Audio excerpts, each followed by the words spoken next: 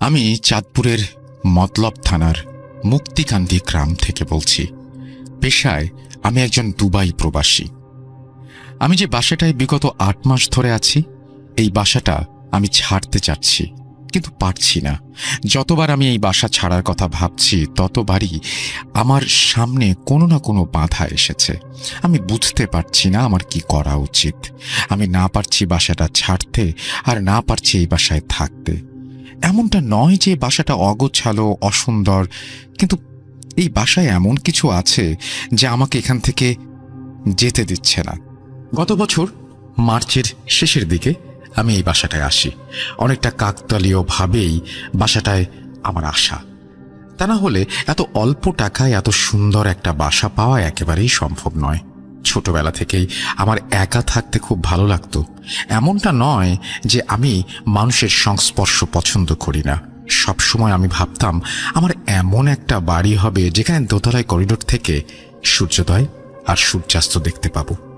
বাসার সামনে ছোট একটা ফুলের বাগান থাকবে, গোছানো ছোট ছোট বেডরুম হবে, আর সামনে থাকবে বইয়ে ভরা ছোট্ট একটা লাইব্রেরি। তবে বাসাটা হওয়া চাই কাঠের তৈরি। ব্যালকনিতে থাকতে হবে হরেক রকমের ফুলের গাছ, আর তার সামনে ছোট একটা দোলনা। এই বাসাটা হুবহু আমার চাওয়া সেই বাড়িটার মতো। মার্চের মাঝামাঝি সময়ে আমি যাদের সাথে রুম শেয়ার করে থাকতাম, ওরা বাসাটা ছেড়ে দেয়। আমার একার পক্ষে 15,000 টাকা ভাড়া দিয়ে বাসায় থাকা সম্ভব ছিল না। অগত্যা বাড়িওয়ালা বাসা খালি করে দিতে বলল ওই মাসেই। তখন এমন একটা সময় ছিল যে আমি কোনো বাসাই পাচ্ছিলাম না, সেটা একা একা হোক কিংবা শেয়ারে। আমার বন্ধুদের বলার পর একজন এই বাসাটার খোঁজ দেয়। একদিন হুট করে এই বাসাটা দেখতে একা চলে আসি।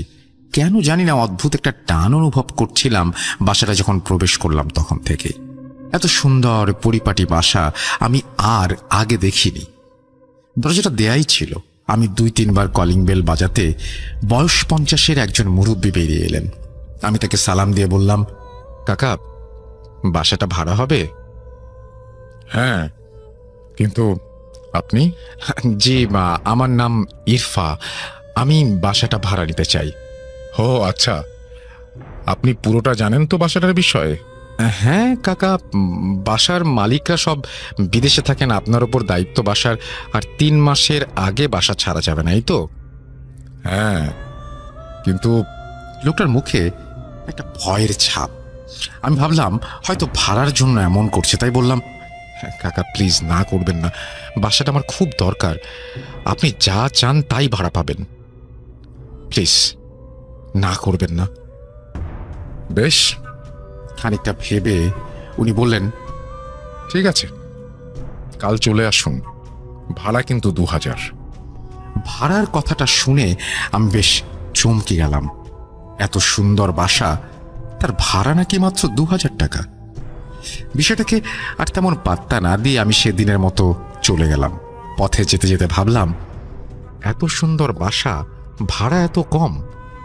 যদিও বাসাটা একটু নির্জন এলাকায়, তাও এত কম। পথে যেতে যেতে ভাবলাম বাসাটা একটু নির্জন এলাকায়, হয়তো সে কারণেও হতে পারে। যাই হোক, পরক্ষণে ভাবলাম আমি আম খাচ্ছি, খাই, গাছ খুনে লাভ কি? আর তাছাড়াও এমন একটা বাসাই তো আমি খুঁজছিলাম। আমার লেখালেখিটা বেশ ভালোভাবেই চলবে এখানে। যদিও অফিসে যাবার খরচটা একটু বেশি, তবুও কোনো ব্যাপার না। পরের দিন আমি আমার ব্যাগপত্র সবকিছু গুছিয়ে চলে এলাম নতুন বাসায়। আমার সাথে আমার 2জন বন্ধু নিতু আর সজলও এসেছিল আমাকে সাহায্য করতে। যদিও আমার তেমন কোনো কিছু আনতে হয়নি, কারণ বাসায় সবকিছুই আছে। আমি শুধু আমার জামা কাপড় আর কিছু প্রয়োজনীয় কাগজপত্র নিয়ে এসেছি। নতুন বাসায় এসে সবকিছু গুছিয়ে আমরা 3 জন নিচের রুমে গিয়ে আড্ডা দিচ্ছিলাম। যদিও খুব বেশি পরিশ্রম করতে হয়নি আমায়, কেননা বাসাটা আগে থেকেই এত সুন্দর করে সাজানো ছিল যা বলার মতো নয়। আড্ডা দিতে দিতে সন্ধে হয়ে গেল। নিতু আর সজল চলে গেল। সেদিন আর আমার বাসাটা ভালো করে ঘুরে দেখা হয়নি। রাতে আফজাল চাচা, মানে বাসার কেয়ারটেকার, খাবার দিয়ে গেল। সেটা খেয়ে জলদি ঘুমিয়ে পড়লাম। ভোর 5টায় আমার ঘুম ভেঙে গেল। আমি উঠে ফজরের নামাজ পড়ে একটু হাঁটতে বের হলাম আমার রুমের চারপাশটায়। আমার রুমের ঠিক দক্ষিণ পাশে একটা জানালা, সেটা খুলে দেখি একটা কৃষ্ণচূড়া গাছ, ফুলে ফুলে পরিপূর্ণ। পুরো গাছটা যেন অসম্ভব সৌন্দর্য বৃদ্ধি করছে। ভোরের আলো ফুটল, আমি তখন জানালায় ঠাঁই দাঁড়িয়ে আছি, বাইরের সৌন্দর্য দেখছি আর মনে মনে গুনগুন করছি।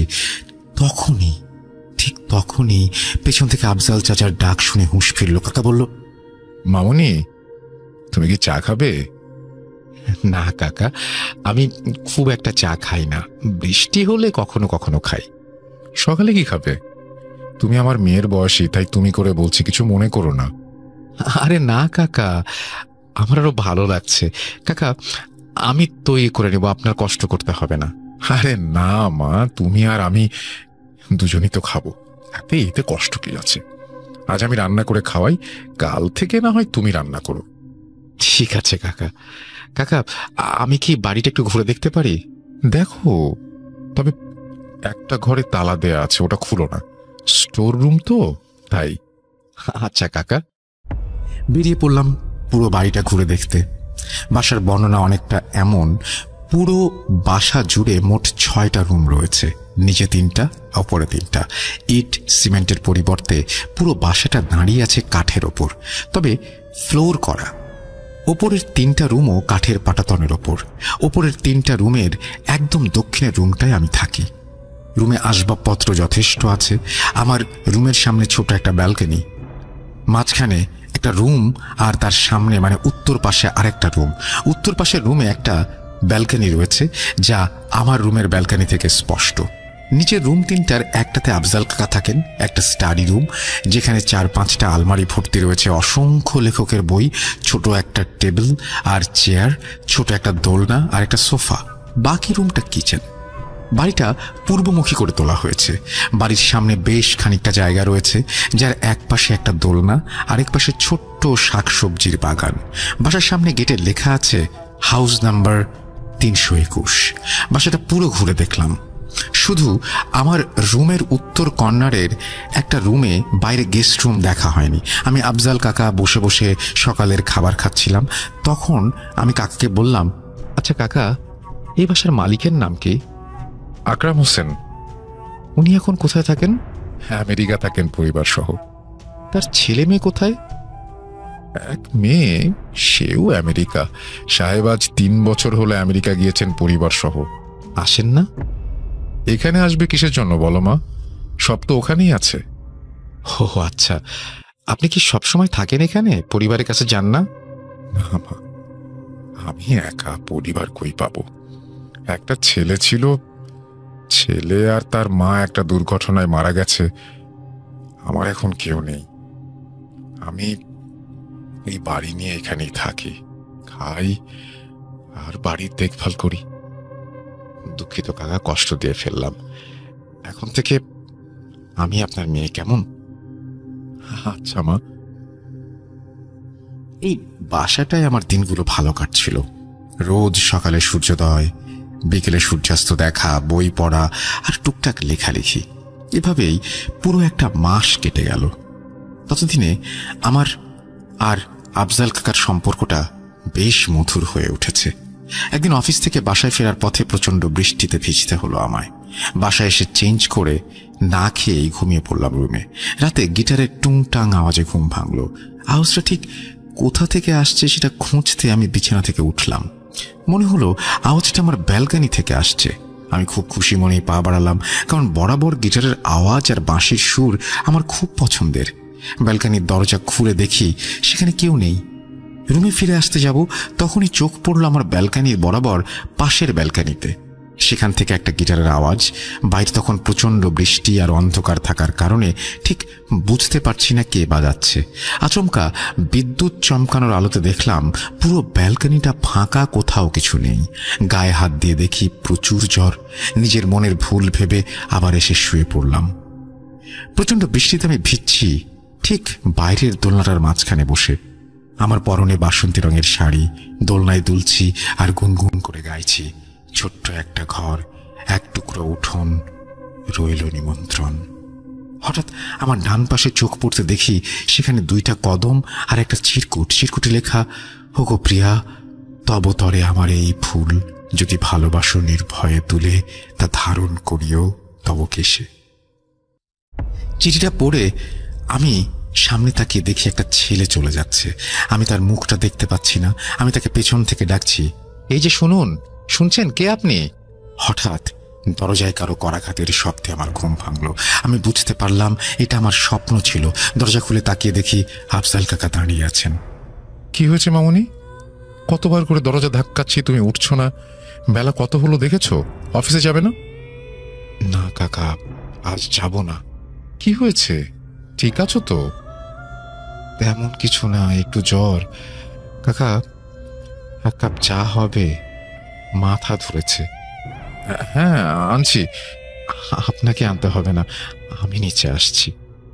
কাকা চলে যাবার পর আমি ফ্রেশ হয়ে নিচে নামতে যাব, ঠিক তখনই দেখি আমার টেবিলে 2টা কদম ফুল রাখা।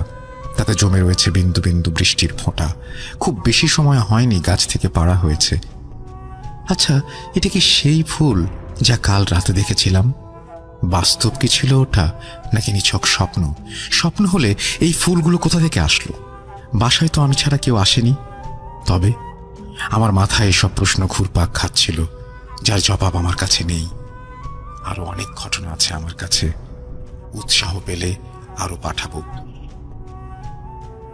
আমি ভাবছিলাম যে এই ঘটনার আরো বেশি অংশ থাকবে এবং বাসাটার রহস্য আমরা উন্মোচন করতে পারবো। যাই হোক, আমার মনে হয় যে এটা একটা অংশ, এই ঘটনাটির আরো অনেক অংশ থাকা উচিত এবং বাকি অংশটা আপনি খুব দ্রুত আমাদেরকে পাঠিয়ে দেবেন, কারণ এই বাড়িটা কেন এরকম ঘটছে, পরে কি হলো, আরো বিস্তারিতভাবে জানতে চাই। যেহেতু আপনি বলছেন অনেক ঘটনা আছে, নিশ্চয়ই এই বাড়ি রিলেটেড ঘটনা, সুতরাং সেই ঘটনাগুলো আমাদেরকে পাঠিয়ে দিন। যারা আমাদেরকে শুনছেন তাদেরকেও বলছি, আমাদের ইমেল অ্যাড্রেস হচ্ছে russell.bhoot.com@gmail.com। আপনার নাম, ঠিকানা এবং ফোন নাম্বার সহ আপনার জীবনে ঘটে যাওয়া বা আপনার জানা সেরা ঘটনা লিখে পাঠিয়ে দিন আমাদের কাছে। ঘটনার শুরুতে অবশ্যই উল্লেখ করুন যে ঘটনাটি আপনি স্টুডিওতে এসে শেয়ার করতে চান, নাকি আপনি চান আপনার ঘটনা আমরা পড়ে শোনাই। যারা দেশের বাইরে রয়েছেন তারা সরাসরি অডিও ক্লিপ পাঠাতে পারেন বা লিখেও পাঠাতে পারেন ঘটনা। আপনারা সবাই জানেন যে হ্যালোউইনের সময় এটি, এবং হ্যালোউইনের সময় আমাদের প্রচুর স্টোরি দরকার, যার কারণে আপনারা স্টোরি পাঠাতে একেবারেই কার্পণ্য করবেন না। এবং হ্যালোউইন উপলক্ষে আমাদের বিশেষ একটা অফার আপনাদের জন্য আমরা নিয়ে এসেছি, সেটা তো আপনারা জানেনই। তো যাই হোক, আরও অনেক কিছু ঘটনা আমাদের কাছে আছে, সুতরাং আমরা দেরি করব না, আমরা চলে যাব আমাদের পরবর্তী ঘটনায়। আশা করছি আজকে রাতে ভূত.com আমাদের সাথে আপনাদের ভালো কাটছে। চলুন আমরা চলে যাই আমাদের পরের ঘটনায়। যেভাবে লেখা আছে আমি সেভাবেই পড়ছি। ঘটনাটি আপনি পড়ে শোনাবেন এই প্রত্যাশায় লিখছি। আমি মেহেদি হাসান, বাসা চাঁদপুর, মতলব থানা, মুক্তিরকান্দি গ্রাম। ঘটনাটি আমার এক বন্ধুর সাথে ঘটে যাওয়া মর্মান্তিক একটা ঘটনা। তখন আমি আর সেই বন্ধু নারায়ণগঞ্জের কোনো একটা শপে জব করতাম। তখন কথায় কথায় বন্ধু ঘটনাটি আমাকে বলতে শুরু করলেন। ঠিক দুপুর 12টা, 5টা ছেলে নৌকা ডুবে পানিতে তলিয়ে যাচ্ছে। নদীটি কিশোরগঞ্জ জেলার পাকুন্দিয়া উপজেলার ছোট্ট সুন্দর গ্রাম দক্ষিণ চরটেকির পাশ দিয়ে বয়ে গেছে। 5 ছেলেকে মাঝ নদীতে তলিয়ে যেতে দেখে পাড় থেকে লোকেরা নৌকা নিয়ে মাঝ নদীর দিকে এগিয়ে আসছে ছেলেদের বাঁচানোর জন্য। কিন্তু তারা আসার আগেই আশিক পানিতে তলিয়ে যায়। তারা আশিককে কোথাও খুঁজে পায়নি। তারপর তারা ডুবুরি নিয়ে আসে, কিন্তু ডুবুরিরা অনেক খোঁজাখুঁজির পরও আশিককে কোথাও খুঁজে পায়নি। ব্যর্থ হয়ে তারা চলে যায়। এভাবে কেটে যায় আরও 2 দিন। আশিকের কোনো খোঁজ পাওয়া যায় না। 4 দিনের দিন আশিকের লাশ পাওয়া যায় নদীর মধ্যে। কিন্তু আশিকের লাশ দেখে সবাই অবাক হয়ে যায়। আশিকের মাথা নেই, গলা কাটা, 2 হাতের বুড়ো আঙ্গুল অর্ধেক নেই, যেন কেউ কামড়ে খেয়েছে। পায়ের 2 আঙুল নেই, ঠিক হাতের আঙুলের মতো নিয়ে গেছে। আশিকের এই মাথাবিহীন দেহ দেখে চেনার কোনো উপায় নেই, কিন্তু আশিকের কাপড় দেখে সবাই চিনে ফেলে। তারপর এলাকাবাসীকে খবর দেয়া হয় এবং পুলিশ এসে আশিকের লাশ তুলে নদী থেকে নিয়ে যায় এবং তারপর তাকে কবর দেয়া হয়। কিন্তু নদীতে এরপর থেকেই ঘটতে থাকে ভয়ঙ্কর সব ঘটনা। মাঝে মাঝে নদীর মাঝে আগুন ধরে যায়। মাঝরাতে এলাকাবাসী কান্নার আওয়াজ শুনতে পায়। এভাবে কেটে যায় 1 মাস। রাতের বেলায় হৃদয় শুয়ে আছে একা তার রুমে। হঠাৎ সে শুনতে পায় আশিক তাকে ডাকছে। আশিক তার জানালার পাশে দাঁড়িয়ে তাকে ডাকছে। হৃদয় আশিককে দেখে অনেক ভয় পায়। ভয় পেয়ে হৃদয় তার জানালা বন্ধ করে দেয়। বন্ধ করে দিয়ে হৃদয় তার বাবা মাকে ডাকতে থাকে, কিন্তু তার বাবা মা তার ডাকের কিছুই শুনতে পায়নি। সে তার বাবা মাকে আবার ডাকতে যাবে, তখনই সে চমকে উঠে। সে দেখে আশিক তার বিছানায় শুয়ে আছে। তা দেখে সে আরো ভয় পেয়ে যায়। তারপর হৃদয় আশিককে বলে সে কি চায় হৃদয়ের কাছে। তখন আশিক বলে, আমি অনেক কষ্টে আছি রে, আমার একা ভালো লাগে না, তুই আমার সাথে চল, দুজন একসাথে থাকবো, একসাথে খেলা করব, চল আমার সাথে, তোদের ছাড়া আমার একটুও ভালো লাগে না। আশিকের এই কথা শুনে হৃদয় অজ্ঞান হয়ে যায়। তারপর সকালে তাকে বিছানায় আবিষ্কার করে। সে দেখে তার বাবা মা তার বিছানার চারপাশে বসে আছে। তার বাবা মাকে জিজ্ঞাসা করে রাতে তার কি হয়েছিল। তারপর তার বাবা মাকে রাতের সব ঘটনা খুলে বলে, কিন্তু তার বাবা মা তার কথা কিছুই বিশ্বাস করে না। রাত বাজে 12:57। তখন হৃদয় আজকেও আবার আশিকের ডাক শুনতে পায়, কিন্তু আশিককে দেখে আজকে হৃদয় অনেক ভয় পেয়ে যায়। হৃদয় দেখে আশিকের চোখ দিয়ে কেমন যেন আগুনের মতন বেরোচ্ছে। সে আরো দেখে তার মুখের ভেতরটা খুব অস্বাভাবিক। হৃদয় এসব দেখে আর সহ্য করতে পারে না। 2:45 হৃদয় তার বাবার ডাক শুনতে পায় এবং তার বাবাকে সে জিজ্ঞেস করে এত রাতে তাকে কেন ডাকছে। তখন তার বাবা তাকে বলে, তোর মা অনেক অসুস্থ, ডাক্তারকে খবর দিতে হবে, এত রাতে আমি একা যেতে পারবো না, তাই তোকে সাথে নিয়ে দুজনে একসাথে যেতে চাই, তাহলে আর কোনো ভয় নেই। হৃদয় তার বাবার কথা শুনে রাজি হয়ে যায় এবং দুজনে একসাথে হাঁটতে থাকে। ডাক্তারের বাড়িতে যাওয়ার জন্য নদীর পাড়ের রাস্তা দিয়ে যেতে হয়। যখনই তারা নদীর পাড়ে যায় তখন হৃদয় শুনতে পায় হাসির শব্দ আর কান্নার শব্দ। তা দেখে সে ঘাবড়ে যায় এবং তার বাবাকে যখন বলতে যাবে বাবা ভয় পেও না, তখনই সে দেখে তার বাবা নেই। তার বাবার জায়গায় আশিক দাঁড়িয়ে আছে। আশিক মরে গিয়ে যেন অলৌকিক শক্তির অধিকারী হয়ে আছে, যে কোনো সময় নিজের রূপ বদলাতে পারে। কিন্তু এবার হৃদয় দেখে আশিকের হাতে একটা ছুরি। সেই ছুরি দিয়ে সে নিজের গলা থেকে নিজের মাথায় কাটতে শুরু করে এবং আস্তে আস্তে সে তার অঙ্গ প্রত্যঙ্গগুলো কাটতে শুরু করে, যেভাবে তাকে নদী থেকে পাওয়া গিয়েছিল ঠিক সেই রকম। তারপর হৃদয় আরও দেখতে পায় নদীর নিচ থেকে কঙ্কাল উঠে আসছে। তারা সবাই হৃদয়কে নিয়ে ঘুরপাক খাচ্ছে এবং নদী থেকে আরো অনেক কিছুই তারা দেখতে পায়। অনেক কিছু লিখেছেন যেটা আমি আসলে বলতে চাচ্ছি না, কারণ ব্যাপারগুলো খুবই অস্বাভাবিক। আমি জানি না যে এটা আপনি কতটুকু সে অবলোকন করেছে। যাই হোক, পরদিন সকাল 10টা বাজে। হৃদয় এখনো ঘুম থেকে ওঠেনি। হৃদয়ের মা হৃদয়ের বাবাকে বলছে হৃদয় তো কোনোদিন এত দেরি করে ঘুমায় না, ও প্রতিদিন 7টার সময় ঘুম থেকে ওঠে, তাহলে আজকে এমন উঠছে না কেন। তাই হৃদয়ের মা হৃদয়ের বাবাকে হৃদয়কে ডাকার জন্য তাকাতে দিতে থাকে। যখনই তার বাবা তাকে ডাকতে রুমে যায় তখনই তিনি দেখেন রুমে হৃদয় নেই। তারপর তিনি মনে মনে ভাবেন হয়তো হৃদয় তাদের না বলে কোথাও গেছে, কিন্তু তিনি দেখেন হৃদয়ের মোবাইল বিছানায়। বিকাল 3টা বেজে চলেছে, হৃদয় বাড়িতে আসছে না। তা দেখে তার বাবা মা চিন্তিত হয়। তারপর তারা খুঁজতে যায় হৃদয়কে। তারা অনেকজনকে জিজ্ঞেস করে কাল হৃদয়কে তারা কোথাও দেখেছে কিনা। তখন একজন বলে, কাল রাত 2টার পর আপনি তো হৃদয়কে নিয়ে ডাক্তারের কাছে যাচ্ছিলেন। তখন আমি জিজ্ঞেস করলাম, তারপর আপনি বললেন হৃদয়ের মা অনেক অসুস্থ, তাই ডাক্তারকে খবর দিতে যাচ্ছেন। ওই লোকের এই কথা শুনে হৃদয়ের বাবা তো অবাক। তিনি বললেন, কাল রাতে হৃদয়ের মায়ের তো কিছু হয়নি, আর আমি তো রুমেই ছিলাম। ওনার কথা শুনে এলাকাবাসী অবাক। তাহলে কে গেল কাল রাতে? এভাবে কেটে যায় 3 দিন, কিন্তু হৃদয়কে কোথাও খুঁজে পাওয়া যায় না। 4 দিনের দিন ইমরান চরে যাচ্ছে সকালবেলা। তখন নদীতে হৃদয়ের লাশ দেখে তারপর এলাকাবাসী এবং পুলিশকে খবর দেয়। পুলিশ এসে নদী থেকে লাশ তুলে নিয়ে যায় এবং এলাকাবাসী এবং পুলিশ লাশ শনাক্ত করার পর দেখে যে আশিকের লাশের মতোই তার অবস্থা। মাথা নেই, হাতের বুড়ো আঙুল নেই, পায়ের আঙুল অর্ধেক নেই। তারপর তাকে কবর দেয়া হয়। এভাবে কেটে যায় আরো 2 মাস। সবকিছু ঠিক হয়ে যায়। তারপর হৃদয় এবং আশিকের লাশের মতো রিয়াদের লাশও পাওয়া যায় নদীতে। তার 1 মাস পর পাওয়া যায় তাহসিনের লাশ। তা দেখে এলাকাবাসী ঘাবড়ে যায়। যে 4 জনের লাশ নদীতে পাওয়া যায় তারা সবাই আশিক মরার দিন নদীতে নৌকা ডুবে পড়ে যাচ্ছিল। আচ্ছা, আমার এখানে একটা কোয়েশ্চেন আছে তার আগে।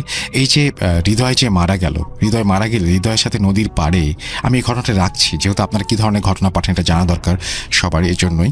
এই যে হৃদয় যে মারা গেল, তাহলে হৃদয়ের সাথে কি ঘটেছিল নদীর পাড়ে, এই ঘটনাটি কিভাবে সে এসে বলেছিল, মানে সে কিভাবে এসে জানালো বা তার ঘটনা কিভাবে জানালো সে, আমি দেখি পরেরটুকু পড়ে যে এটা আছে কিনা, না থাকলে এখানে কিন্তু একটা ঝামেলা আছে।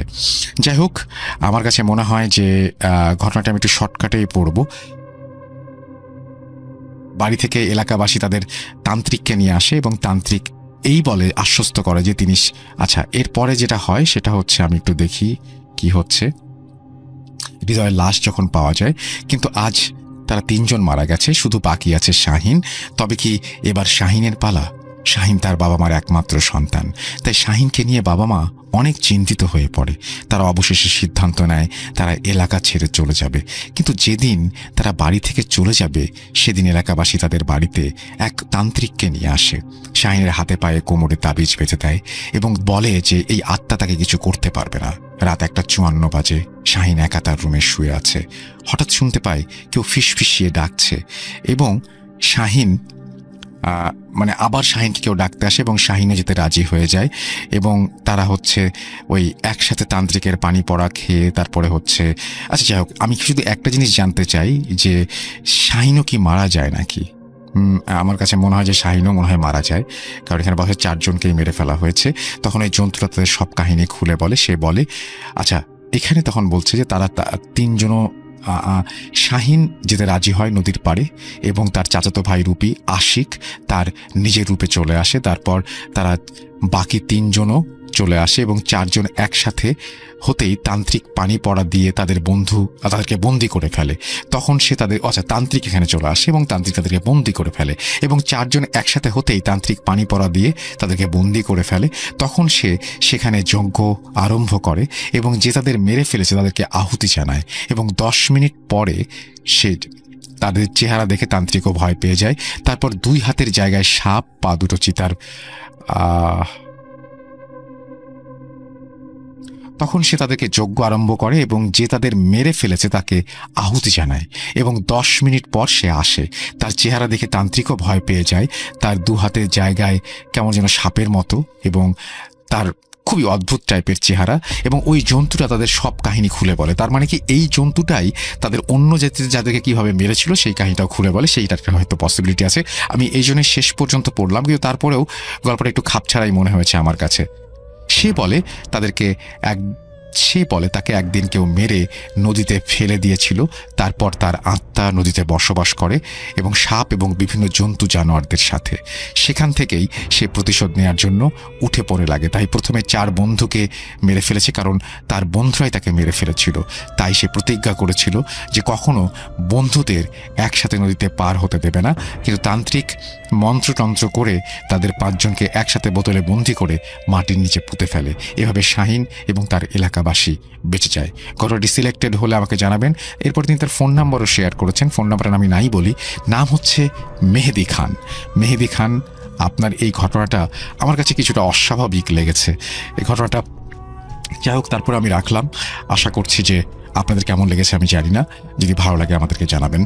আর অস্বাভাবিক লেগেছে আমি আগেই বলে দিলাম, কিন্তু ঘটনাটি অনেকখানি পড়ে ফেলেছি এবং ঘটনাটি মানে তার প্রতি সম্মানও জানানো দরকার, কারণ আমার যা মনে হয় সেটা থেকেই মানে পুরো জিনিসটা সিদ্ধান্ত নেওয়া উচিত না। আমি এই ঘটনাটা রাখলাম। আমরা চলে যাব আমাদের পরবর্তী ঘটনায়। Bhoot.com with Russell.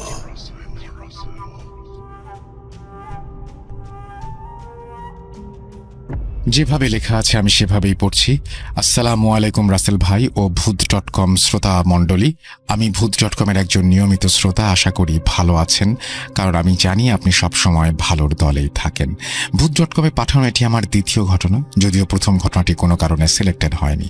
আমি নয়ন, লিখছি ময়মনসিংহের ফুলপুর উপজেলা থেকে। শুরুতেই রাসেল ভাইকে ধন্যবাদ জানাতে চাই এমন অসাধারণ একটি প্রোগ্রাম উপহার দেবার জন্য।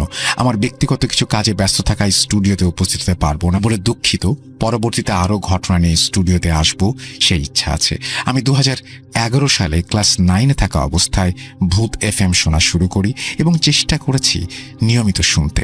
পরবর্তীতে ভূত.com নামে নতুন করে চালু হবার পর কিছুদিন পর থেকেই আমি নিয়মিত শুনি। যাই হোক, কথা না বাড়িয়ে আমি ঘটনায় চলে যাচ্ছি। রাসেল ভাইয়ের মুখ থেকে ঘটনা শুনতে অসাধারণ লাগে, তাই সিলেক্টেড হলে পড়ে শোনানোর অনুরোধ রইল। ঘটনাটির সাথে আমি নিজে জড়িত, কারণ আমার সাথে ঘটা একটা অস্বাভাবিক ঘটনার মাধ্যমে বড় একটি ঘটনার কথা উঠে এসেছিল। শুরুতেই একটা কথা বলে নেই রাসেল ভাই, ঘটনাগুলো একদম সত্য ঘটনা। কেউ বিশ্বাস না করলে সেটা একান্তই তার ব্যক্তিগত বিষয়, কিন্তু যার সাথে ঘটনাগুলো ঘটে কেবল সেই বলতে পারবে এর ভয়াবহতা কতটা এবং একটা তার জীবন কত দুর্বিষহ করে ফেলতে পারে। আজ থেকে প্রায় 2 বছর আগে 2020 সালের কথা, করোনা মহামারীতে যখন সারা দেশের স্কুল, কলেজ, বিশ্ববিদ্যালয় বন্ধ ঘোষণা করা হয়েছে, তখন অন্য সবার মতো আমিও আমার গ্রামের বাড়িতে ছিলাম।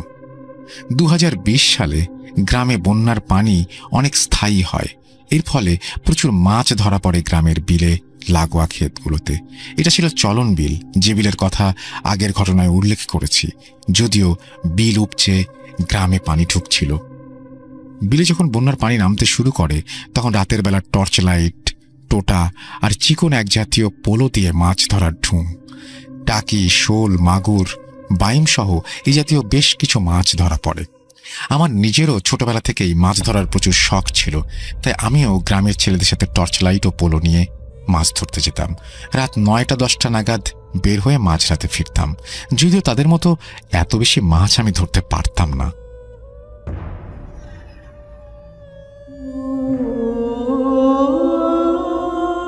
একদিন রাতে আমি আর হাসান নামের আমার মামা দুজন মিলে চলন বিলের উত্তর দিকে একটি ক্ষেতে টর্চ লাইট দিয়ে মাছ ধরছিলাম। ঠিক দেখতে পেলাম 5-6 হাত সামনে প্রকাণ্ড সাইজের একটা শোল মাছ। সাইজে 3 থেকে 3.5 ফুট হবে। এত বড় শোল মাছ আমি কোনোদিন বাজারেও দেখিনি। মাছটা এত বড় যে এর পিঠ অনেকটা পানির ওপরে উঠে আছে। আমি দেরি না করে ঝটপট পোলো দিয়ে ঝাঁপ দেই এবং আটকে ফেলি। মাছটা আটকে গিয়ে লেজ দিয়ে ঝাপটা দেওয়া শুরু করে।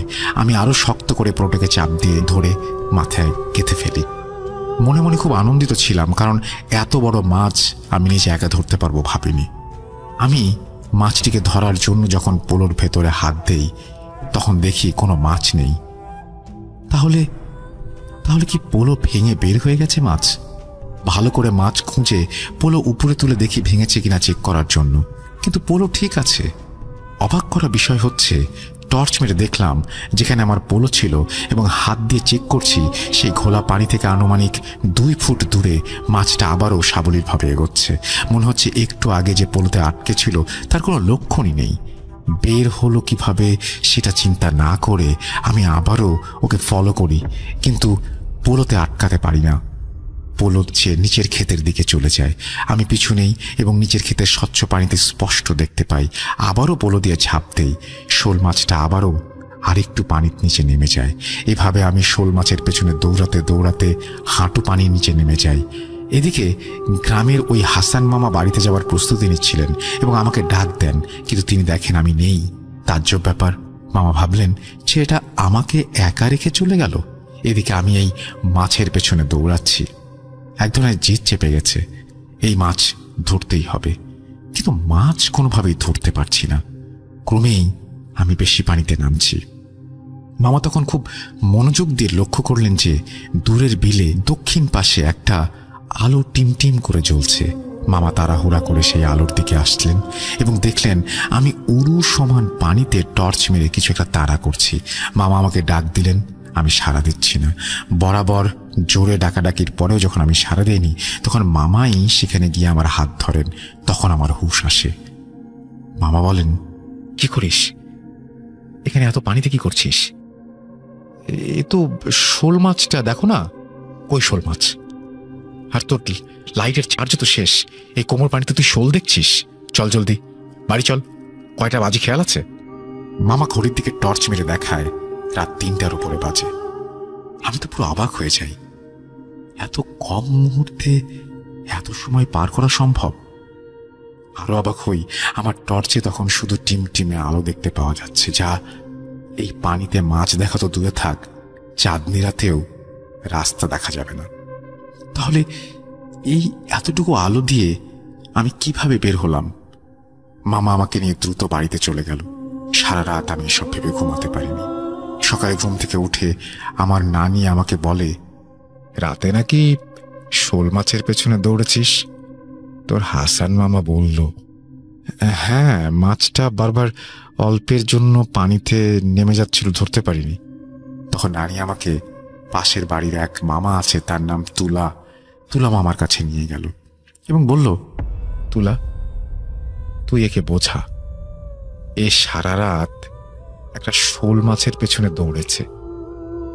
যদিও আমি নিজেও রাতে বাড়ি ফিরতে ফিরতে কিছুটা আন্দাজ করতে পেরেছিলাম। তুলা মামা বলল, ভাই না, শোল মাছের মতো একটা শক্তিশালী মাছ মানুষের সংস্পর্শ পেলেই যে একটা শীষে বিলের মাঝখানে চলে যায়। সেই শোল মাছ তোমার কয়েক ফুটের মধ্যে বারবার ঘুরপাক খাচ্ছে, সেই শোল মাছ তোমার পোলোর নিচে আটকাচ্ছে, এরপরেও তোমার আশেপাশে ঘুরছে আর তোমাকেই ধীরে ধীরে গভীর পানিতে নিয়ে যাচ্ছে। এটা তুমি কোনো মাছ না এখনো বুঝতে পারোনি? এটা মাছ না রে ভাই না, এটা বিলে থাকা পিশাচ। এই পিশাচগুলো মানুষকে নানানভাবে ভুলিয়ে ভালিয়ে পানিতে নিয়ে আসে এবং শেষে পানিতে ডুবিয়ে মারে।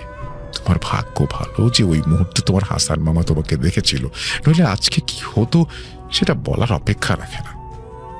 আমি কথা শুনে তেমন পাত্তা না দিয়ে বললাম, এটা যে পিশাচ আপনি কিভাবে জানলেন মামা? মামা একটু মুচকে এসে বললেন, যার সাথে ঘটে সেই বুঝে রে ভাই না, এগুলো কি জিনিস। এর পরের ঘটনাটা মামার মুখ থেকে শোনা, তার মতো করে বলছি। আমি তখন নতুন বিয়ে করেছি, এই 95-96 সাল হবে, তোমার জন্মই হয়নি তখন। একদিন মাঝরাত নাগাদ আমি মাছ ধরতে বের হই বিলের উত্তর পাশে। অনেক মাছ ছিল সেদিন, শোল, গজার, মাগুর ইত্যাদি। মাছ ধরছি, এমন সময় বিশাল আকৃতির এক গজার মাছ আমার সামনে এসে পড়ে। বিদেশ থেকে পাঠানো সেই শক্তিশালী লাইট দিয়ে স্পষ্ট দেখতে পেলাম কয়েক ফুট লম্বা সেই মাছ। আমি দেরি না করে তক্ষুনি টোটা দিয়ে আঘাত করলাম, আর টোটাটি সেই মাছের পিঠে ঢুকে গেল। আমি যেই না মাছটি ধরতে যাব, দেখি টোটায় মাছ নেই, পাশ দিয়ে চলে যাচ্ছে। কোনোভাবে ছুটে গিয়ে আবারও আঘাত করলাম, কিন্তু আঘাত মাছের গায়ে লাগেনি। এভাবে কয়েকবার আঘাত করার পর মাছটি নিচের দিকে চলে যায়। আমি তাকে অনুসরণ করে দেখি নিচের খেতে স্থির হয়ে লেজ নাড়াচ্ছে। স্বচ্ছ পানিতে স্পষ্ট দেখতে পেলাম কোনো আঘাতের চিহ্ন নেই। বিষয়টাকে রাতের বেলার ভুল ভেবে আঘাত করলাম, কিন্তু এবারও মিস। এভাবে এর পেছনে পেছনে আমি প্রায় 2.5 ফুট পানির নিচে নেমেছি। তখন আমার হুঁশ হলো এবং আমি দেখি এই মাছ আরও বিশাল আকার ধারণ করছে। পানিতেও বিশাল পিঠ দেখা যাচ্ছে এবং আমাকে লেজ দিয়ে ঝটকায় পুরো পানিতে ডুবিয়ে দেয়। আমি তখন বুঝে গেছি আজকে কার পাল্লায় পড়েছি। পানি থেকে ডাঙায় যাওয়ার চেষ্টা করলে কে যেন আমার পা টেনে নিচের দিকে নিয়ে যায় এবং সজোরে চিৎকার করতে থাকি, আমি কে আছো, বাঁচাও বাঁচাও বাঁচাও। কিন্তু এত রাতে আশেপাশে কেউ ছিল না। আমি ধরে নিয়েছিলাম আজকে বুঝি আর বাঁচা গেল না। যত দোয়া কালাম জানতাম পড়তে থাকলাম এবং প্রাণপণে সামনের দিকে এগোতে চেষ্টা করলাম, কিন্তু আমার পা ক্রমশই নিচের দিকে তলিয়ে যাচ্ছে। বুক সমান পানিতে চলে গিয়েছিলাম আমি। ঠিক ওই মুহূর্তে গ্রামের মসজিদ থেকে ফজরের আজান কানে ভেসে আসলো। ঠিক তখনই সব স্তব্ধ হয়ে গেল, কেমন যেন নীরব। আমার পাও ছেড়ে দেয় অশরীরী হাতটা। আমি কোনোরকম পাড়ে উঠে শুয়ে পড়লাম, ঘুমিয়ে গেলাম সেই কাদামাটিতেই। ঘুম ভাঙতে দেখি শরীরে প্রচণ্ড জ্বর। প্রায় 10 ঘন্টার মতো ঘুমিয়েছি আমি। সকালে বীরের ধারে গ্রামের লোকজন ছেড়ে গিয়েছিল জাল তুলতে, তারাই আমাকে উদ্ধার করে বাড়িতে নিয়ে আসে। আল্লাহর অশেষ রহমত ছিল বলেই হয়তো পিশাচের হাত থেকে বেঁচে ফিরেছি ওই দিন। মামার মুখ থেকে এই ঘটনা শুনে আমার শরীরের রক্ত যেন হিম হয়ে গেল। কি হতে চলেছিল আমার সাথে তাহলে? হাসান মামার সময় মতো না আসলে কি হতে পারতো সেদিন ভেবেই কয়েকটা দিন মাথা ব্যথা ছিল। যাই হোক, আল্লাহ তাআলা সবকিছুর মালিক। এই ছিল আমার ঘটনা রাসেল ভাই। চেয়েছি যথেষ্ট কাটছাট করে লিখতে, তবুও অনেক বড় হয়ে গেছে, গুছিয়ে লিখতে পারি না। এরপরেও লিখলাম, কষ্ট করে পড়ার জন্য অসংখ্য ধন্যবাদ। আমার কাছে কিছু বাস্তব ঘটনা রয়েছে, অভয় দিলে লিখে পাঠাবো। ধন্যবাদ ভূত.com-এর সকল শ্রোতা এবং কলাকুশলীদের। সকলের সুস্বাস্থ্য দীর্ঘায়ু কামনা করছি। আজকের মতো বিদায় নিচ্ছি। কথা হবে অন্য কোনো ঘটনা নিয়ে। আল্লাহ হাফেজ। থ্যাংক ইউ ভেরি মাচ আপনার এই চমৎকার ঘটনার জন্য। আশা করছি এই ঘটনা আপনাদেরও ভালো লেগেছে। যদি ভালো লাগে অবশ্যই আমাদের জানাবেন। আমরা আপনাদের ঘটনা চাই। আমাদেরকে ঘটনা পাঠানোর অ্যাড্রেস হচ্ছে russell.booth.com@gmail.com। এই অ্যাড্রেসে আপনি যত বেশি পারেন ঘটনা পাঠিয়ে দিন। আর আরেকটা কথা, সেটা হচ্ছে যে যিনি এই ঘটনাটি পাঠিয়েছেন তিনি হচ্ছেন Sajjad Hossain Nayan. Thank you very much Sajjad. আমরা চলে যাচ্ছি আমাদের পরবর্তী ঘটনায়। আশা করছি এই ঘটনাটিও আপনাদের ভালো লাগবে। আসসালামু আলাইকুম রাসেল ভাই, আশা করি ভালো আছেন। তাই জিজ্ঞাসা করলাম না কেমন আছেন। আজকে যে ঘটনাটি আমি শেয়ার করব, এই ঘটনাটি আমার আব্বুর সাথে ঘটে যাওয়া একটি সত্য একটি ঘটনা। ঘটনাটি সাল 2012, তখন আমার বয়স 10 বছর। এখানে বলে রাখি ভাই, আমরা 3 ভাই বোন, আমি সবার বড়। আমার নাম মোহাম্মদ হানিফ। আমার বাসা ঢাকা জেলার ধামরাই থানার দক্ষিণাতকরা গ্রামে। তো সরাসরি আমার বড় ঘটনায় চলে যাচ্ছি। ঘটনাটি 2012 সালে। আমার আব্বু তখন ইটের ভাটায় কাজ করতো। ইটের ভাটায় কাজ করার জন্য আমার আব্বুকে ভোরে উঠে তারপর ইটের ভাটায় যেতে হতো। তো রাসেল ভাই, এখানে বলে রাখা হলো, আমাদের বাড়ি থেকে হাইওয়ে রাস্তা, ওখানে যেতে সময় লাগে 7 মিনিট সময়। অর্থাৎ হাইওয়ে পাশে আমাদের বাসা। তো ভাই, আমার প্রতিদিনের মতো কাজটা শেষ করে, ইটের ভাটা থেকে কাজটা শেষ করে বাসায় ফিরে আসে। তো ভাই, আসার পরে ফ্রেশ হওয়ার পর আমি, আমার আব্বু, আমার আম্মু, আমার বোন সবাই খেতে বসছি। খাওয়ার দাওয়া শেষ করে একসাথে বসে কথা বলতেছে। আমার সময় আমার ফুপু, অর্থাৎ আমার আব্বুর বোন, ফুপুর থেকে কল আসছে।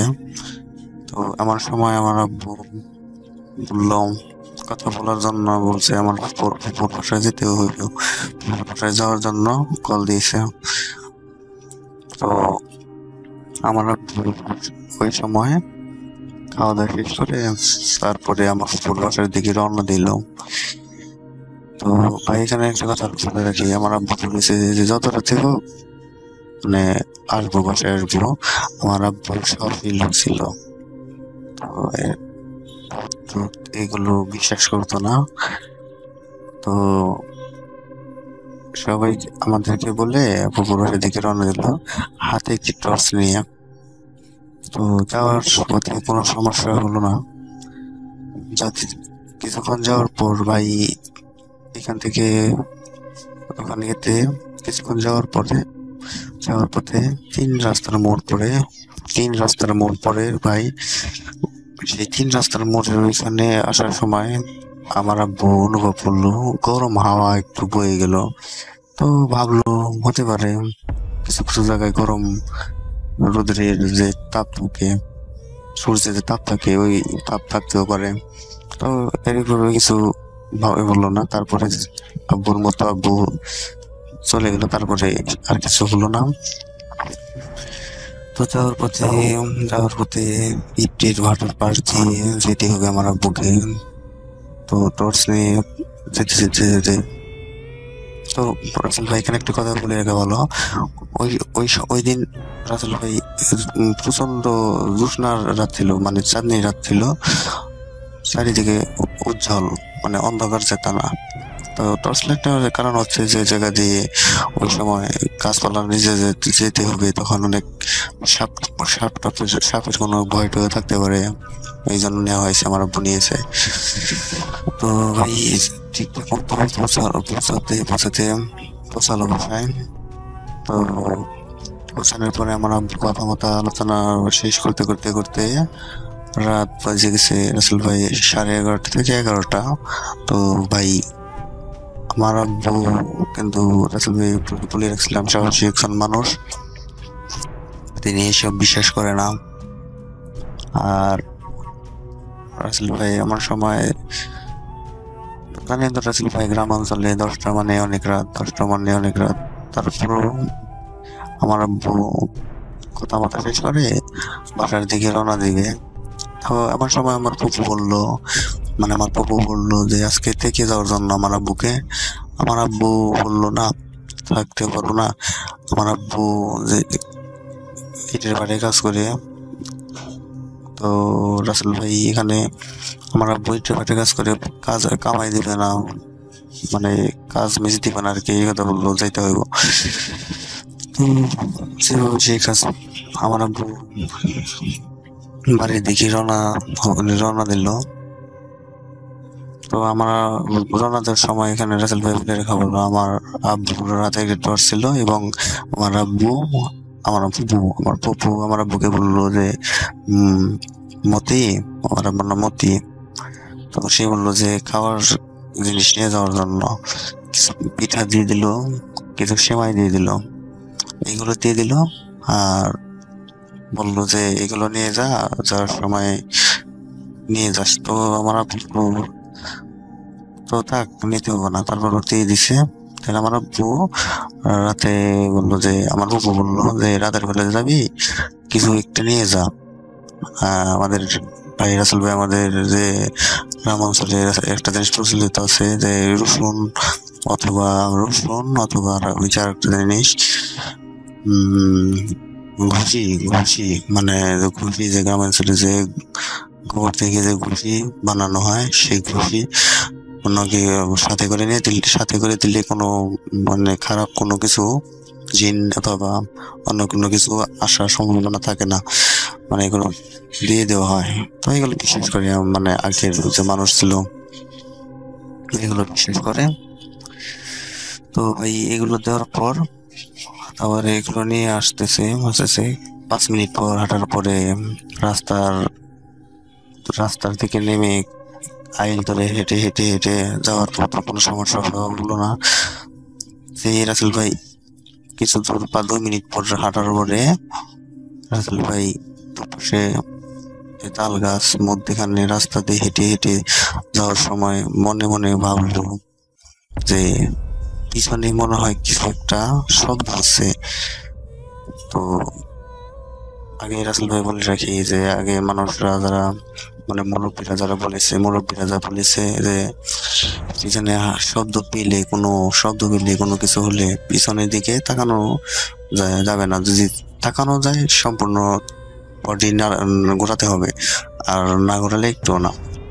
তো আমার আব্বু একটু সাহসী থাকায় বললো যে না, এটা মনের ভুল, এমনি কোনো কিছু না।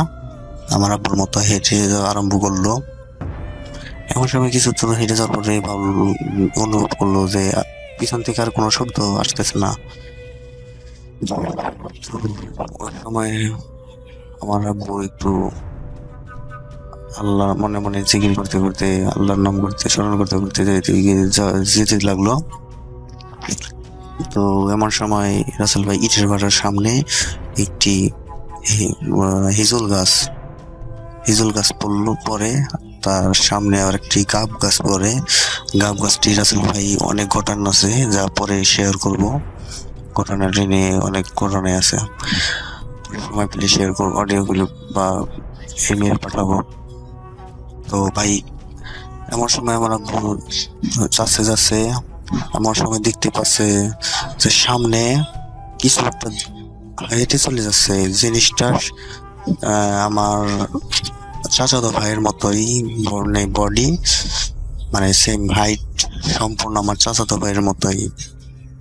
তো এমন সময় আমার আব্বু খেয়াল করলো যে আমার আব্বু যতই দ্রুত হাঁটার চেষ্টা করতেছে, ওই দূরত্বটা তত বাড়তেছে, ততই ধরতে পারতেছে না ওই অবয়বটাকে। সরি, সে আমার আব্বু বলছে যে হয়তো আমার চাচাতো ভাই হবে, অবয়ব এইগুলো কোনো করে নাই। অনেকক্ষণ হাঁটার পরে যখন ধরতে পারতেছে না, তখন ভেবে নিল ওটা খারাপ কোনো কিছু। তখন আমার আব্বু মনে মনে ছোটা হতে লাগলো, এবং তারপর আল্লাহর নাম নিয়ে হেঁটে হেঁটে শুরু করলো। এবং একটা কথা বলে রাখা বলো, আমার আব্বু ওই সময় টর্চ ধরছিল সামনের দিকে। তো টর্চের আলোয় যতটুকু দেখা যাচ্ছে, মানে সেখানে মানে আলোটা পৌঁছাচ্ছে না, কিন্তু দেখতে পাইতেছে তাকে, এমনি লাইট বন্ধ করলে ওই সময় দেখতে পাইতেছে, কিন্তু ওই সময় ধরলে এখানে পৌঁছাচ্ছে না, মনে হচ্ছে অনেকটাই দূরে। তো ভাই এইভাবে করার পর ভাবলো যে না, খারাপ কিছু হতে চলেছে। আর এইভাবে এইভাবে করতে করতে এই সোরা পড়তে সোরা পড়ে হেঁটে যাচ্ছিল। তো তারপরে ভাই সেই রাস্তার পাশ দিয়ে যখন ক্ষেতের দিকে আইল চলে গেছে, একটু পর খেয়াল করলো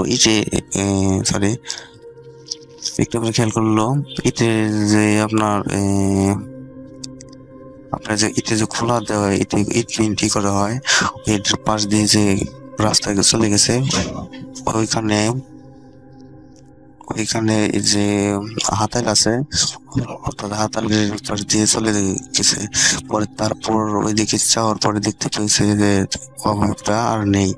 তো এমন সময় আমার আব্বু সময় একটু গালাগালি এবং এটি ভালো সামনে সাহস রাখার জন্য মানে একটু গালাগালি করার পর ওইখান থেকে সাহস করার জন্য একটু হেঁটে যাওয়ার পরে সামনে একটি মসজিদ আছে। ওই মসজিদের পাশে আসার পর দেখতে পেল যে একজন আমার আব্বুরই পরিচয় লোক এদিকে হেঁটে আসছে। তো ভাই ওই জায়গায় হেঁটে আসার কারণ ওই জায়গায় বাড়ি, মানে তার বাসা, এই জন্য তারপর আব্বু তাকে শেয়ার করবো, কিন্তু বললো যে মনে হলো শেয়ার করতে চেয়েছিল, কিন্তু বললো পরে শেয়ার করবো, এখন বাসায় চলে যাই। তখন আমরা ছোট 10 বছর বয়স। তো ভাই আমি আপনার একটা কথা বললাম যে বাসায় আসার পর আমার আম্মুকে বলতে চেয়েছিল না, আমার আব্বুর মুখে তাকার পরে দেখে একটা ভয়ের ছাপ মনে হচ্ছে। এই ভয়ের ছাপ দেখার পরে তারপর রাসেল ভাই আমার আম্মুকে বলার জন্য বলতে চেয়েছিল, কিন্তু তারপর আমরা একটু বললাম যে আব্বু কি হয়েছে বলো। তখন ভাবলো যে ছোট মানুষ, ভয়টয় বাবা, মানে এভাবে বলতে, তারপরে এভাবে খুইলা সবকিছু বললো। তারপরে শুনলাম এরপরে আর কি। রাসেল ভাই ঘটনাটি যদি ভালো লাগে ঘটনাটি শেয়ার করবেন, আর আমার কাছে আরো অনেক ঘটনাই আছে। আর ওই যে রাসেল ভাই যে বললাম গাব গাছ বললাম ফেজল গাছের সাথে, ওই গাব গাছ নিয়ে অনেক ঘটনা আছে, পরবর্তীতে রেকর্ড পাঠিয়ে দেবো। আল্লাহ হাফেজ, ভালো থাকবেন, আর বল.com দীর্ঘজীবী হোক। আসসালামু আলাইকুম রাসেল ভাই, আমি সনেট, আমি খুলনা থেকে বলছি। আপনি কেমন আছেন সেটা আজ করবো না, বিকজ আমরা সবাই জানি যে আপনি সবসময় ভালো দলে। সো কথা না বাড়িয়ে সরাসরি স্টোরিতে চলে যাই। আজকে স্টোরিটা একটু অদ্ভুত, কতটা ভয়ের সেটা বলবো না, বাট অনেকটা অদ্ভুত। স্টোরিটা শুরু করার আগে আমি লিসেনারদেরকে একটা বিষয় কল্পনা করতে বলবো। চিন্তা করুন যে আপনি একজন মানুষকে খুব ছোটবেলা থেকে চেনেন, আর আপনি খুব পছন্দ করেন এবং আপনি তার সাথে আপনার জীবন কাটাতে চান। কোনো একটা পর্যায়ে এসে আপনি বুঝতে পারলেন যে আপনি যে মানুষটাকে চিনতেন এই মানুষটা হয়তোবা সেই মানুষটা নয়। তবুও আপনি এত দ্বিধাদ্বন্দ্বের ভিতর থেকেও আপনি আপনার লাইফটা তার সাথে স্পেন্ড করতে রেডি আছেন। স্টোরিটা ফার্স্ট আমি দেখি একটা অনলাইন ফোরামে, আস্ক রেডিট নামে একটা অনলাইন কমিউনিটিতে একজন একটা পোস্ট করে। সেখানে সে সবাইকে তার লাইফের পার্সোনাল হরর স্টোরিগুলো শেয়ার করতে বলে। অনেকে স্টোরি শেয়ার করে, আর তার মধ্যে আমি যে স্টোরিটা পেয়েছি সেটা একদম শেয়ার করে। বাট প্রবলেমটা হলো সে পুরো স্টোরিটা শেয়ার করেনি, একটা সামারি সেখানে শেয়ার করে। অ্যান্ড দেন আমি তার সাথে পার্সোনালি কন্ট্যাক্ট করি অ্যান্ড তাকে বলি যে পুরো স্টোরিটা আমার সাথে শেয়ার করার জন্য। অ্যান্ড দেন সে আমাকে পুরো স্টোরিটা শেয়ার করে। আর তখন আমি তাকে জিজ্ঞেস করি যে আমাদের দেশে এরকম একটা অনলাইন প্ল্যাটফর্ম আছে একটা, যেখানে গোস্ট স্টোরি শেয়ার করা হয়, so can I share a story over there? And then সে বলে যে হ্যাঁ, you can share it, but there is one condition. সেটা হলো যে তুমি এই স্টোরির সাথে রিলেটেড কোনো রিয়েল নাম ইউজ করতে পারবে না। আমি বললাম যে okay, no problem. And then I asked, can I use the location you mentioned? And he said, yeah, you can use all the locations. So এই স্টোরির সাথে যতগুলো নাম আছে সেই নামগুলো আমি চেঞ্জ করে দিব, বাট লোকেশন, টাইম সবকিছু সেম থাকবে। ঘটনাটা ঘটে ইউএসএ, ক্যালিফোর্নিয়ায়।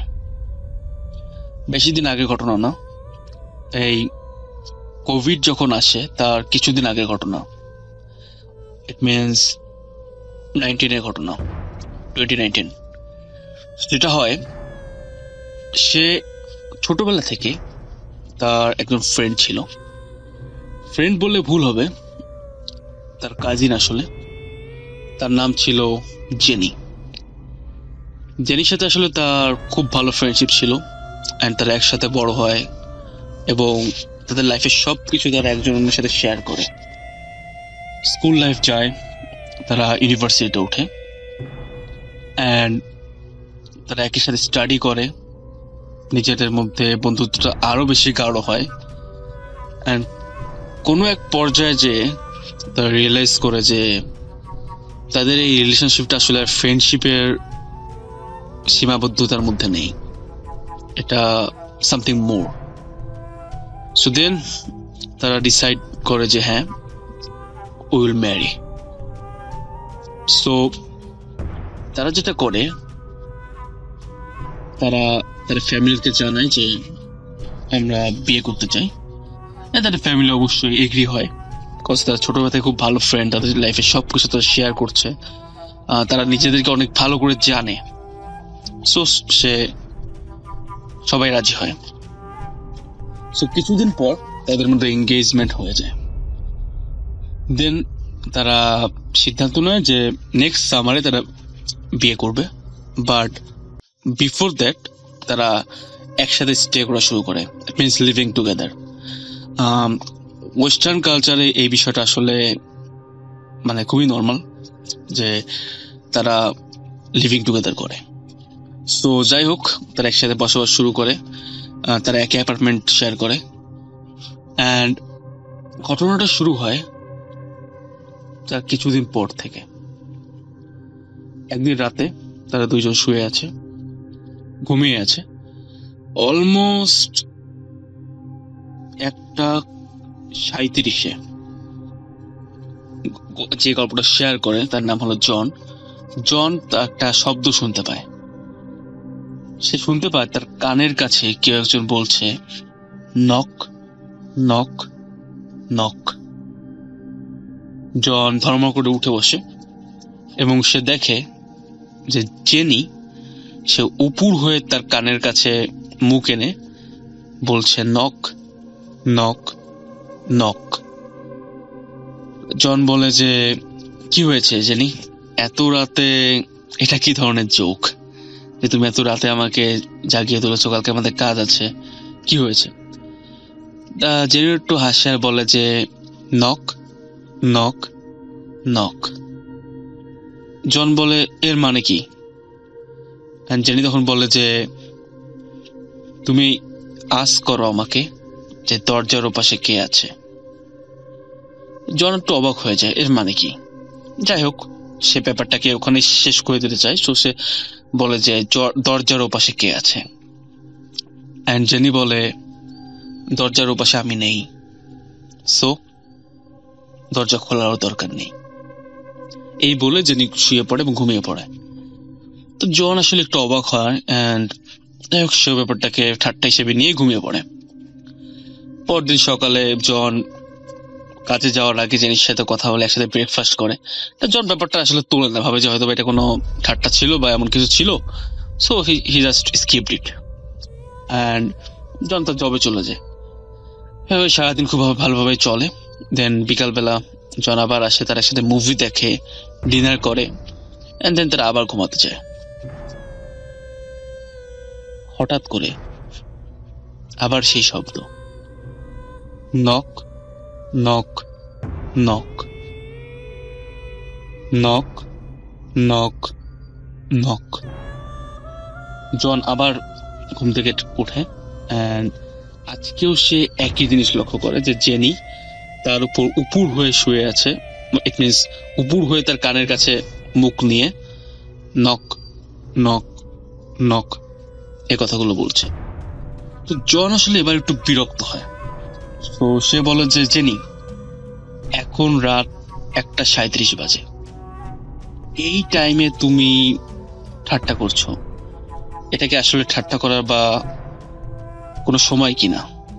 তো জেনি যে হাসে, জেনি বলে, ask me who is over there. John আসলে বলে, okay, who is over there? And Jenny বলে, that's not me, so don't open the ডোর।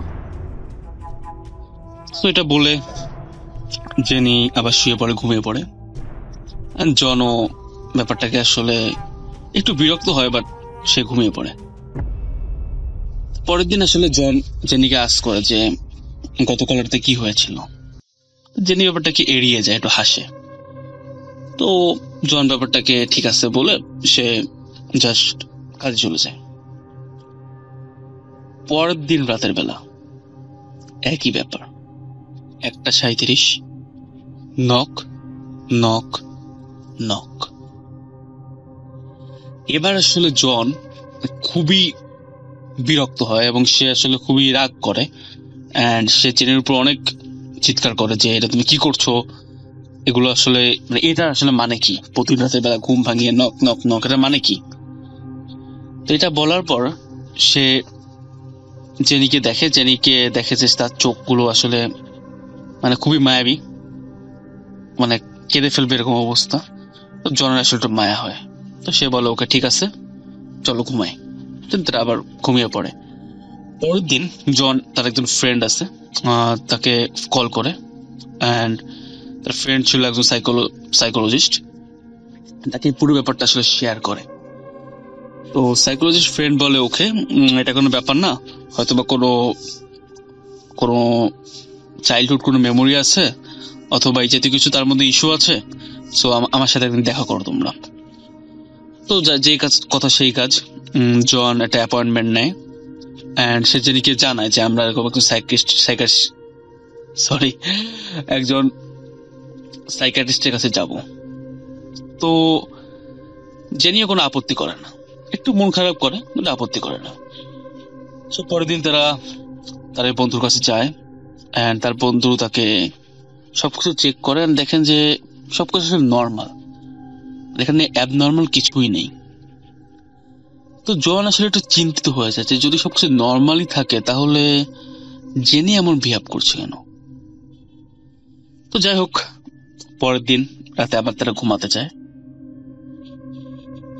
ঠিক 1:37 নক নক নক।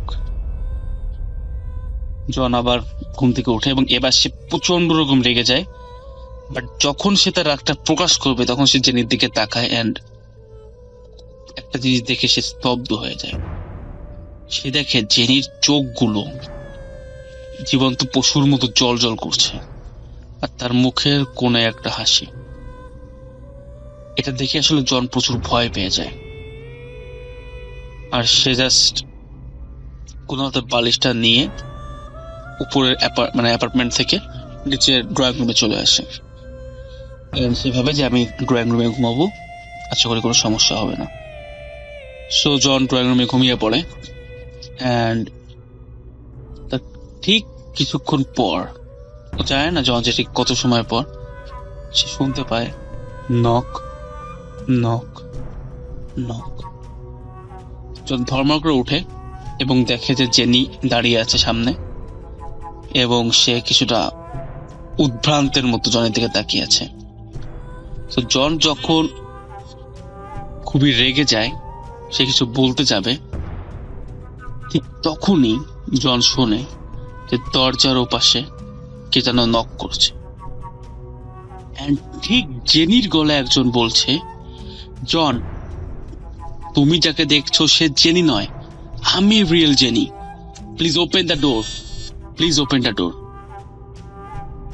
তো জন কিছু বুঝতে পারে না যে তার সামনে দাঁড়িয়ে আছে জেনি, আবার দরজার উপাস থেকে কেউ বলছে আমি জেনি, এবং ঠিক জেনির ভয়েসে। যখন কিছু বুঝতে না পারে সে আসলে প্রচন্ড ভয় পেয়ে যায়, অ্যান্ড সে দৌড়ে যে দরজা খুলতে যায়, তখন দেখে যে জেনি তার দিকে ছুটে আসছে এবং তাকে ধরার জন্য বলছে যে তুমি দরজা খুলো না, don't open the door, don't open the door. John just অজ্ঞান হয়ে যায়। পরদিন ভোরে জন তাকে উপরের বিছনায় তাকে ঘুমন্ত অবস্থা পায়। জন দেখে জেনি স্বাভাবিকই আছে, অ্যান্ড জেনিকে সে জিজ্ঞেস করলে জেনি আসলে কিছুই বলতে পারে না।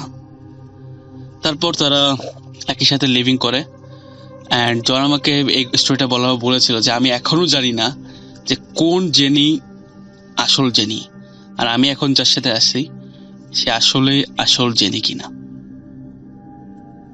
So thank you listeners for listening the story. আমি জানি না আসলে জনের জায়গায় আমি থাকলে কি করতাম বা আপনি থাকলে কি করতেন, বাট কথা বলে না যে love doesn't know any boundary. So সবার উপর আসলে লাভ। তো এটাই ছিল স্টোরি। থ্যাংক ইউ, সবাই ভালো থাকবেন। হ্যালো ম্যান, ওয়েলকাম আপনাদের সবাইকে রবিবারের স্পেশাল এপিসোডে স্বাগত জানাচ্ছি। আমি রাসেল। আশা করছি আপনারা সবাই ভালো আছেন এবং ভালোর দলে আছেন, আর আমি রাসেল আছি পুরোটা সময় আপনাদের সাথে।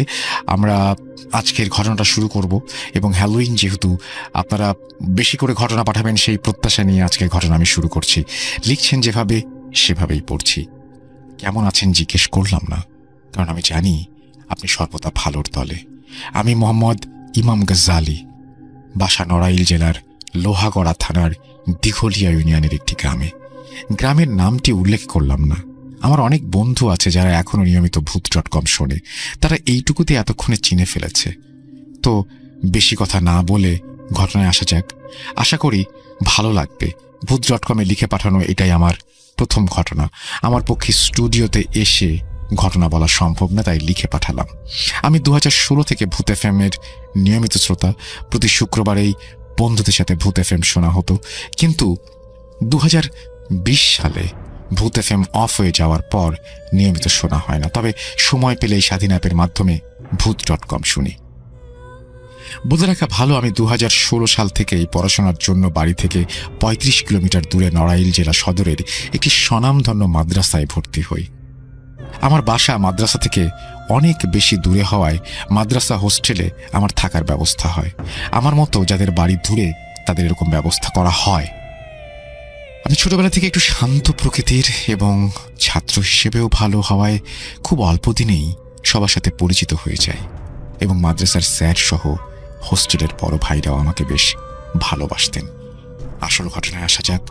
আমি মাদ্রাসায় ভর্তি হই তখন ক্লাস 8-এর একজন ছাত্র ছিলাম। দেখতে দেখতে 1 বছর কেটে গেল। হোস্টেলের পরিবেশটাও ছিল বেশ ভালো। আমার মতো অনেকে এখানে থাকে, তো 1 বছর কোনো সমস্যা ছাড়াই পার করি।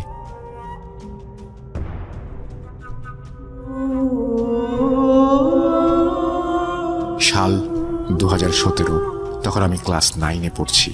দিনকাল ভালোই কাটছিল। ঘটনা ঘটে এর পর থেকে। আমি আমাদের হোস্টেলের একটু বর্ণনা দিই। নড়াইল জেলা সদর থেকে মাত্র 3 কিলোমিটার উত্তর দিকে আমার মাদ্রাসাটা ছিল। রাস্তার দুই পাশে ধানি জমি, তার মধ্যে দিয়ে বয়ে চলেছে পাকা রাস্তা। 3 কিলোমিটার পর রাস্তার পাশেই মাদ্রাসা। স্থানটার নাম নাই বা বললাম, ওখানে যারা শুনেছেন তারা এতক্ষণে চিনে ফেলেছেন। রাস্তাটি উত্তর দক্ষিণ ভাবে। তার পশ্চিম পাশে মাদ্রাসা, পূর্ব পাশে রাস্তার সাথে মিশেই হোস্টেলের প্রাচীর। হোস্টেলের চারপাশে উঁচু প্রাচীর। হোস্টেলের দক্ষিণ পাশে বড় বড় পুরাতন পুকুর। তার ঠিক পূর্ব পাশেই ঘন জঙ্গল। জঙ্গল শেষেই নড়াইল চিত্রা নদী আর তার আপন গতিতে বয়ে চলেছে। এই জঙ্গল ঘিরে অনেক ঘটনা শোনা যায়। সত্য কথা বলতে রাসেল ভাই, এইখানে দিনের বেলাতেও কেউ আসে না ভয়ে। আমরা বন্ধুরা মাঝে মাঝে দিনের বেলা অনেকে মিলে এই জঙ্গলের মাঝ দিয়ে চিত্রা নদীতে গোসল করতে যেতাম। এখানে ঘটা অনেক ঘটনা আমার জানা আছে, যেটা অন্যদিন বলা যাবে। আসল ঘটনায় ফেরা যাক। আমরা যে হোস্টেলে থাকতাম সেখানে যে অনেক প্যারানর্মাল ঘটনা ঘটে তা বড় ভাইদের কাছ থেকে অল্প বিস্তর শুনেছি, তবে কখনো ভাবিনি নিজেও তা প্রত্যক্ষ করব। সাল 2017, শীতকাল। আমি তখন ক্লাস 9-এ পড়ি। আমাদের 3 ক্লাস ছোট, মানে ক্লাস 6-এর একজন ছাত্র ছিল, তার নাম শাহিন আলম। মূলত ঘটনাটা তার সাথেই ঘটে এবং আমি সহ সেই সময় আমার বন্ধুরা তার সাথে ঘটে যাওয়া ঘটনাগুলো খুব ভালোভাবে দেখি এবং ছেলেটার জন্য অনেক মায়াও হয়। সেখানে অনেক আমাদের ছাত্রছাত্রী ছিল। শাহিনের রুমটা আমাদের রুমের পাশে হয়। আমি তার রুম থেকে স্পষ্ট দেখতাম। আমার রুমের জানালা দিয়ে তার রুমের জানালা দেখা যেত। তার রুমের জানালা খোলা থাকলে রুমে কি করছে স্পষ্ট দেখা যেত। সাধারণত রাতে বেলাতে জানালা বন্ধ করে ঘুমাতে যেতাম। কি মনে করে সেদিন আমি আমার রুমের জানালাটা খোলা রাখি এবং ঘুমিয়ে পড়ি। তখনও বাসা থেকে মোবাইল ব্যবহার করা নিষেধ ছিল। পুরো হোস্টেলে কয়েকজন বড় ভাই মাত্র মোবাইল ব্যবহার করত। সেদিন হঠাৎ করে রাতে ঘুম ভেঙে জানালা থেকে অতি ঠান্ডা বাতাস ঢুকে পড়ছিল। আমার রুমে আমি একাই ছিলাম, বাকিরা সবাই তখন ঘুমিয়ে। রুমের দেয়াল ঘড়িতে 3:15 বাজে। বিছানার একটু পাশে বসে বাইরে জানালার দিকে তাকাতেই চোখ পড়ে শাহিনের রুমের দিকে। এত রাতেও তার রুমে কেমন যেন আলো জল করছে। ভালোভাবে তাকিয়ে দেখি সে তার বিছানায় বসে কে বা কার সাথে কথা বলছে, কিন্তু এত রাতে তার তো ঘুমিয়ে পড়ার কথা। একবার ভাবলাম কি ঘটেছে দেখে আসি, আবার ভাবলাম এত রাতে যাওয়া ঠিক হবে না, সকালে দেখা যাবে। হোস্টেলে থাকা শুরু থেকেই ছেলেটাকে বড় অদ্ভুত লাগতো। কারোর সাথে তেমন কথা বলতো না, একা একা কি সব যেন বলে বেড়াতো। যাই হোক, সেদিন রাতে আমি ঘুমিয়ে পড়ি। পরদিন সকালে শাহিনকে ডেকে জিজ্ঞেস করি, কালকে রাতে তুমি কি করছিলে তোমার রুমে বসে? সে বলল, কিছু না তো ভাই, আমি তো সারা রাত ঘুমিয়েছিলাম। আমি আর কথা বাড়ালাম না, কিন্তু একটু অবাক হলাম।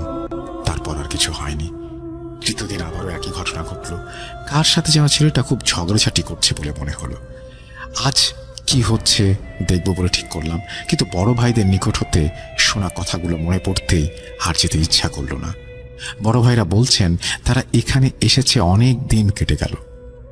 হোস্টেলের বড় ভবনটি 3 তলা বিশিষ্ট এবং অনেক পুরনো। মাঝে মাঝেই এই ভবনের ছাদে ধূপধাপ করে হাঁটা চলার শব্দে তাদের ঘুম ভেঙে যায়। তাদের কথাগুলো এমন ছিল, তারা ছাদে গেলেই কিছু দেখতে পেত না, আবার নুপুর পায়ে ছাদে হাঁটাহাঁটি করছে এমন শব্দও পেত। হোস্টেলে ঠিক উত্তর পাশে ছিল বড় পুরাতন 3টি তাল গাছ। দূরত্ব ছিল একটি আরেকটি থেকে প্রায় 30 ফিটের মতো। সেখানে নাকি গভীর রাতে মাথাহীন ঘোড়া একটি গাছ থেকে অন্য গাছে দৌড়াদৌড়ি করছে এমন দৃশ্য দেখা যায়, কিন্তু কাছে গেলেই খুঁজে পাওয়া যেত না। মূল ঘটনায় আসা যাক। পরদিন সকালে শাহিনকে ডাকলাম। রাতের ঘটনার ব্যাপারে জানতে চাইলে কেমন রাগী মুখে আমার দিকে তাকালো আর বলল, ইমাম ভাই, তুমি রাতে কেন তোমার জানালা বন্ধ করো না? আমি অবাক দৃষ্টিতে তার দিকে তাকিয়ে রইলাম, কিছু বললাম না। 2 দিন পর ঘটল আসল ঘটনা। হঠাৎ রাতে শাহিনকে তার রুমে পাওয়া যাচ্ছে না। রাত তখন 11টা হবে। কোথায় গেল ছেলেটা? বাইরের সীমানা প্রাচীরের গেট বন্ধ থাকে, তাহলে গেল কোথায়? আর সেই এত উঁচু, তার পক্ষে লাফ দিয়ে বের হওয়াও সম্ভব না। সবাই মিলে আমরা খুঁজতে শুরু করলাম ছেলেটাকে। এরই মধ্যে একটা বিষয় লক্ষ্য করলাম, হোস্টেলে যেদিকে বড় তাল গাছ তার নিচে কে যেন বসে আছে।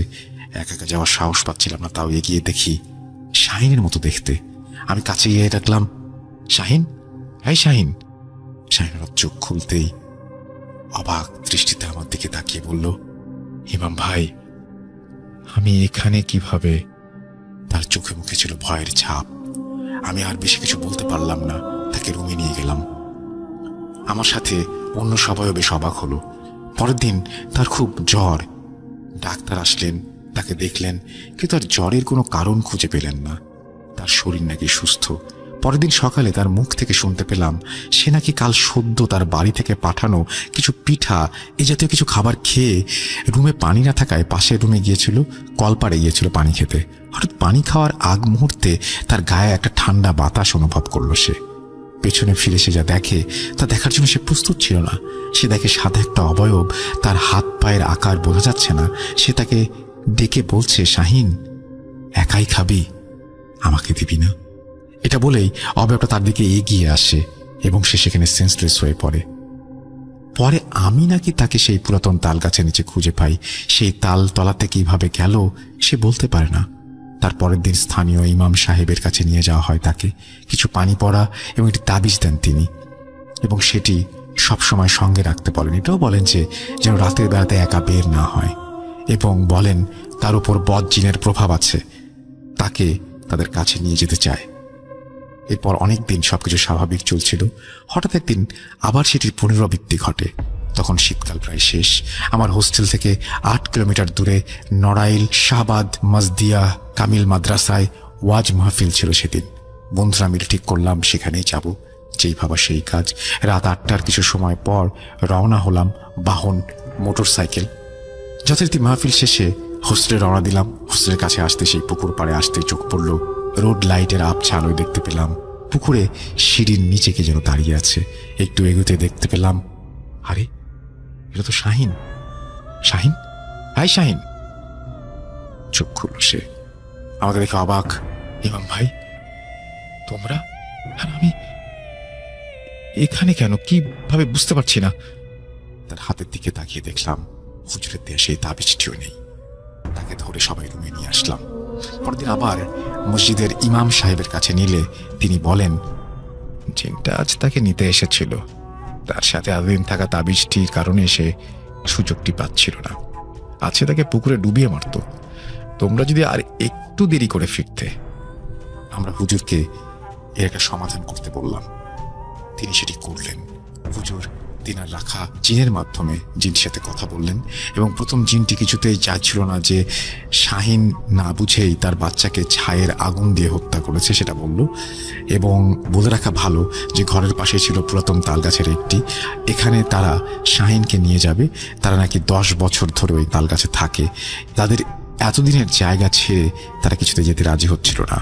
হুজুর অনেক বোঝানোর পরে, তাদের ভয় দেখানোর পর তারা এক পর্যায়ে যেতে রাজি হয়। বিনিময়ে তারা 3 কেজি একদামে কেনা মিষ্টি, একদামে 3টি মোরগ, শাহিনের মাথার একগুচ্ছ চুল এবং আম গাছের একটি বড় ডাল দাবি করে। তাদের কথা মতো সবকিছুর ব্যবস্থা করা হয়। চাওয়া জিনিসগুলো দিয়ে দেওয়া হয় এবং তারপর আম গাছের একটি ডাল নিয়ে তারা চলে যায়। পরের দিন সকালে আম গাছের একটি ডাল ভাঙা অবস্থায় পাওয়া যায় এবং ছাদে জিনিসগুলোর কোনো খোঁজ পাওয়া যায় না। পরবর্তীতে আরও 3 বছর সেখানে ছিলাম এবং কোনো সমস্যা হয়নি। শাহিনের অবস্থা অনেক ভালো। অনেক মিস করি সেই হোস্টেল লাইফের দিনগুলো। রাতে লুকিয়ে কার্ড খেলা এবং স্যারদের চোখ ফাঁকি দিয়ে পুকুরে মাছ চুরি, রাতে বাইরে যাওয়া, কত কিছু। ইমাম গাজ্জালী লিখেছেন নড়াইল থেকে। থ্যাংক ইউ ভেরি মাচ যারা আজকে আমাদের এই এপিসোড শুনছিলেন। আপনাদের সবাইকে অসংখ্য ধন্যবাদ। আশা করছি আমাদের আজকের এপিসোডটি খুব ভালো লেগেছে। দোয়া করবেন আমার জন্য। আমরা চলে যাব আজকের মতো, কিন্তু ফিরে আসবো আবার আগামী সপ্তাহে। সেই পর্যন্ত সবাই ভালো থাকুন, সুস্থ থাকুন। মোস্ট ইম্পর্টেন্টলি ভূত.com এর সাথে থাকুন। আল্লাহ হাফেজ। আপনাদের সবাইকে অনেক অনেক ধন্যবাদ এতক্ষণ পর্যন্ত আমাদের সাথে থাকার জন্য। অনেক অনেক শুভকামনা রইল।